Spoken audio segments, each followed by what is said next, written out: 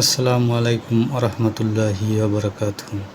সম্মানিত দর্শক, গতকালকের একটি ঘটনা প্রেক্ষিতেই আজকের এই ভিডিওটা করা। আমার কথা হচ্ছে, গতকালকে একটি বেসরকারি শিক্ষকরা প্রফেসর ডাক্তার ইউনূস সাহেবের বাসার সামনে গিয়েছেন বা তার কার্যালয়ে। তখন কথা হচ্ছে যে এই ডক্টর ইউনূস সাহেব এমন একটি সময় বাংলাদেশের ক্ষমতা নিয়েছিলেন যখন একটা রাষ্ট্রে বিশাল এক গোলযোগের মধ্য থেকেই একটি সরকার দল বলে পালিয়ে যাওয়ার পরেই কিন্তু উনি ক্ষমতাটা নিয়েছিলেন। এবং ওই সময়ে ওনার বিকল্প, বাংলাদেশে ক্ষমতায় বসার মতো বিকল্প জনগণের হাতে আর কোনো অপশন ছিল না। উনি ক্ষমতায় বসার দিন থেকেই বিভিন্ন দল, বিভিন্ন গোষ্ঠী, বিভিন্ন সংগঠন একটার পর একটা দাবি ওনার কাছে পেশ করে। তো এই সংগঠন যেমন কখনো আনসার, কখনো গ্রাম পুলিশ, কখনো গ্রাম্য ডাক্তার, কখনো শিক্ষক, কখনো কোনো কলেজ ইউনিভার্সিটি, বা কখনো দেখা গেছে চিকিৎসক, মানে প্রত্যেকটাই কিন্তু কোনো না কোনো পেশার সাথে জড়িত। তারপর তাদের কিছু ফ্যাসিলিটি, সুযোগ সুবিধা নেয়ার জন্য দাবি পেশ করে।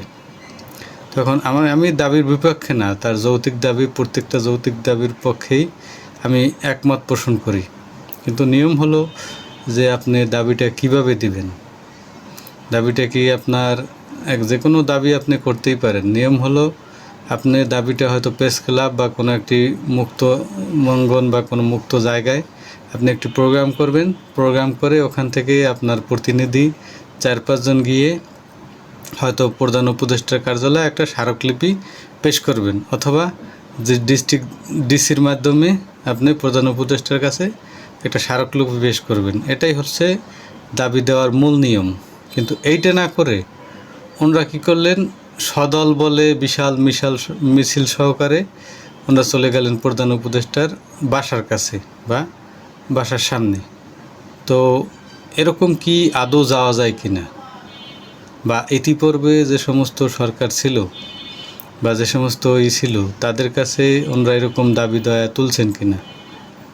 আমার তো মনে হয় না যে পূর্ববর্তী সরকারের কোনো সরকার, বিশেষ করে শেখ হাসিনা সরকার বা তার আগে যারা ছিল, ফখরুদ্দিন আহমেদ, মঈনুদ্দিন, কোনো সরকারের কাছে কোনো একটি সিঙ্গেল দাবি নিয়ে সরকারের কার্যালয়ের সামনে বা প্রধানমন্ত্রী কার্যালয়ের সামনে একজন মানুষ গেছে বা যাওয়ার সাহস করছে, এরকম কোনো ডকুমেন্ট আমি আজ পর্যন্ত দেখি নাই। যদিও যায় সেটা হচ্ছে স্মারকলিপি আকারে। হয়তো স্মারকলিপি নিয়ে তারা হয়তো